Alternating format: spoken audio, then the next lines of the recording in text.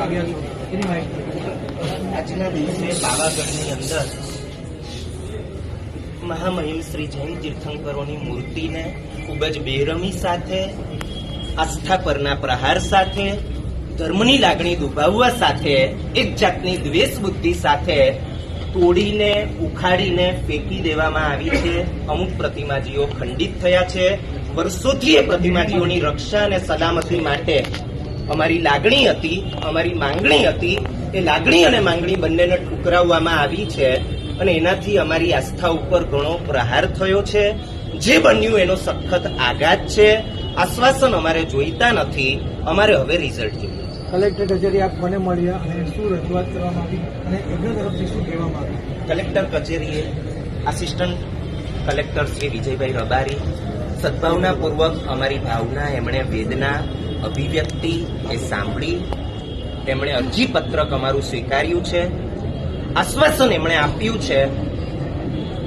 બહુ વેદના સાથે મારે કહેવું પડ્યું છે કે મારે આશ્વાસન નથી જોઈતું, મારે રિઝલ્ટ જોઈએ છે. હજી પાલિતાણાના આંસુ અમારા સુકાયા નથી. અમે લાખ ભેગા થયા, 1.5 લાખ ભેગા થયા. અમે શાંતિપ્રિય પ્રજા, અમે હળી મળીને રહેવાવાળી પ્રજા, અમે ભાઈચારાથી રહેવાવાળી પ્રજા, અમે દરેક આપત્તિમાં મદદ કરવાવાળી પ્રજા. અમારે કોઈ લાભ નથી જોઈતા, બેનિફિટ નથી જોઈતા, સબસિડી નથી જોઈતી. અમારે ન્યાય જોઈએ છે અને અમને ન્યાય ના મળે, અમને અમારા તીર્થોની, અમારા વારસાની સલામતી સુદ્ધા અમને ના મળે અને રોજે રોજ અમારે કંઈક ને કંઈક આવા બનાવો બને છે. મુદ્દો માત્ર પાવાગઢનો નથી, પાવાગઢનો તાજો મુદ્દો છે. અમારી પાસે આવા પુષ્કળ મુદ્દા છે અને દરેક મુદ્દા માટે વર્ષોથી અમે લડી રહ્યા છીએ, અમે રડી રહ્યા છીએ, અમે વિનંતી કરી રહ્યા છીએ, અમે અરજીઓ આપી રહ્યા છીએ. અમને આશ્વાસનથી વધારે લગભગ કંઈ મળતું નથી. હવે અમને રિઝલ્ટ છે. હવે પછી શું? હવે પછી શું? મારી ઈચ્છા આવી છે. હવે પછી શું એ મને ખબર નથી, પણ હવે જો રિઝલ્ટ નથી આવતું ત્યાં સુધી મારે અહીંયાથી ખસવું નથી. સગો દીકરો કોઈનો ઓફ થઈ ગયો હોય એના કરતા વધારે વેદના અત્યારે અમારા અંતરમાં છે. ગૃહમંત્રીશ્રીને રજૂઆત થયેલી છે. તેઓ શ્રી પણ અત્યારે પગલાં લઈ રહ્યા છે એવું તેઓએ સંઘના અગ્રણીઓને હાલત જણાવ્યું છે. ગોધરા, હાલોલ વગેરે સ્થળોએ પણ ચક્રો ગતિમાન થઈ ગયા છે. જલ્દીમાં જલ્દી અપરાધીને કડક સજા થશે અને એ જમીન એ જ તીર્થંકરોની પ્રતિષ્ઠા માટે જૈન સંઘને સુપ્રત કરવામાં આવશે એવું આશ્વાસન એમણે આપેલું છે.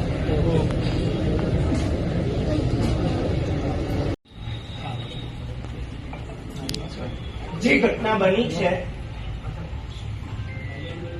સગો દીકરો કદાચ કોઈનો ઓફ થઈ ગયો હોય ને એના કરતા વધારે આઘાત અત્યારે સમસ્ત જૈન સમાજના હૈયે છે.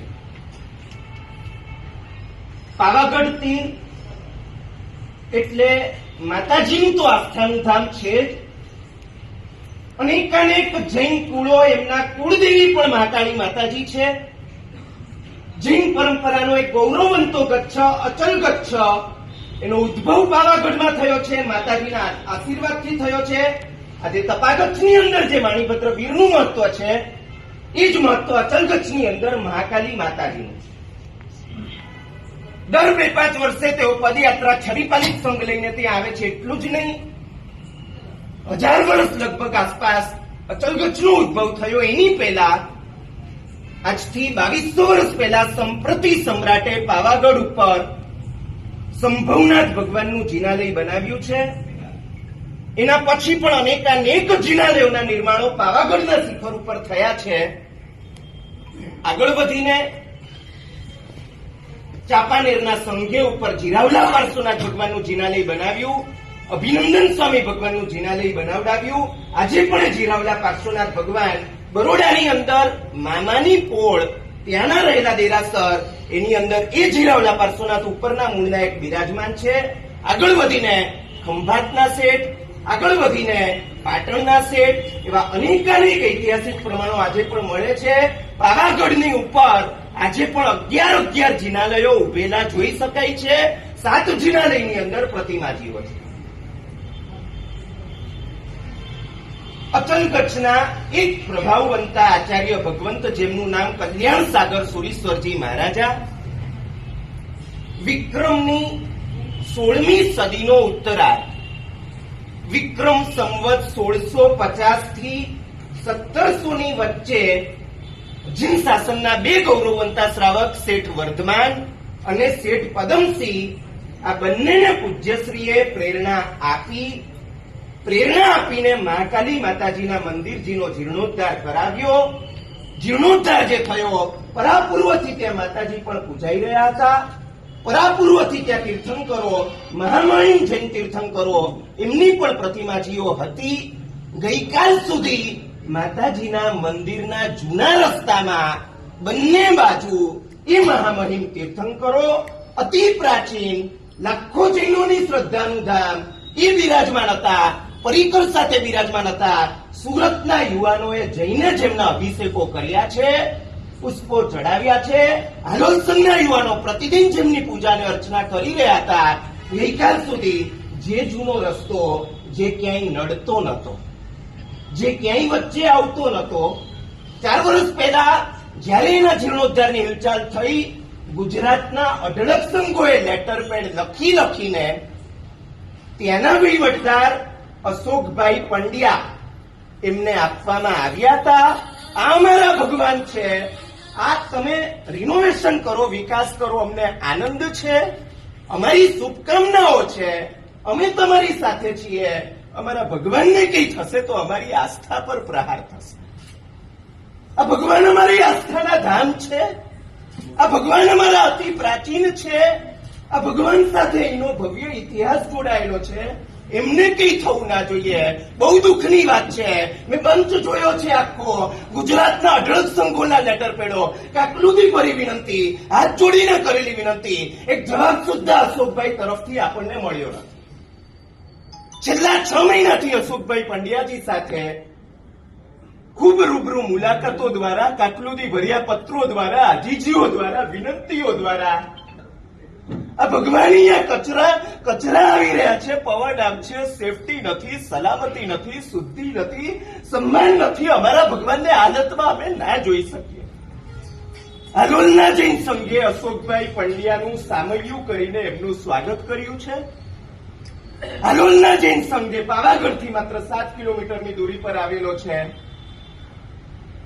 સારામાં સારું એમનું સન્માન કર્યું છે, એમની અનુમોદના કરી છે. આપ માતાજીનો સરસ વહીવટ કરો છો, આપની અનુમોદના છે. એ મંદિરજીનું સંચાલન, મંદિરજીનો વિકાસ અમને આનંદ છે.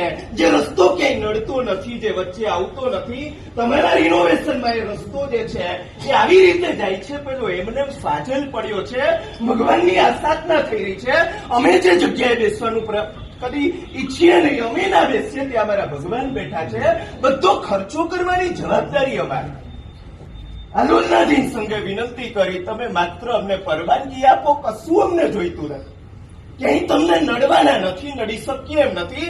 શાંતિપ્રિય જૈન સમાજ, ભારતની અંદર 62% સખાવતો જે સમાજની છે એવો સમાજ. દરેક આપત્તિની અંદર પૂર હોય, આગ લાગી હોય, ક્યાંય પણ કોઈ આફત થાય, કુદરતી કે કૃત્રિમ આફત થાય, પહેલા દોડી જનારા કોઈ હોય તો એ જૈનો છે.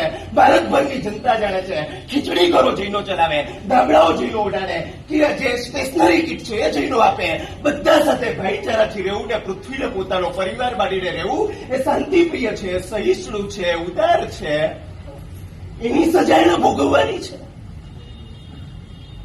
અશોકભાઈને વારંવાર વિનંતી કરવામાં આવી. મંદિરજી ટ્રસ્ટ સાથે અમને કોઈ જો પ્રોબ્લેમ નથી, ટ્રસ્ટની અનુમોદના છે. કોઈ પોલિટિકલ પાર્ટી સાથે અમને કોઈ જ પ્રોબ્લેમ નથી. બધા સાથે હળીમળીને રહેનારા અમે. વારંવારની કાકલુદી છતાં એ વ્યક્તિએ સરખો જવાબ સુદ્ધા આપ્યો નથી. એક મજાક અને મસ્કરી સંઘના વિનવણી ભર્યા પત્રો કે પંચમહાવ્રતધારી મહાત્માઓ હાથ જોડીને જાણે પગે પડતા હોય એટલી હદની કાકલુદી કરે. એ માણસના પેટનું પાણી ન હલે. અને આજે એ માણસના ઈશારે પાવાગઢના શિખર ઉપર જ્યાં ચરમ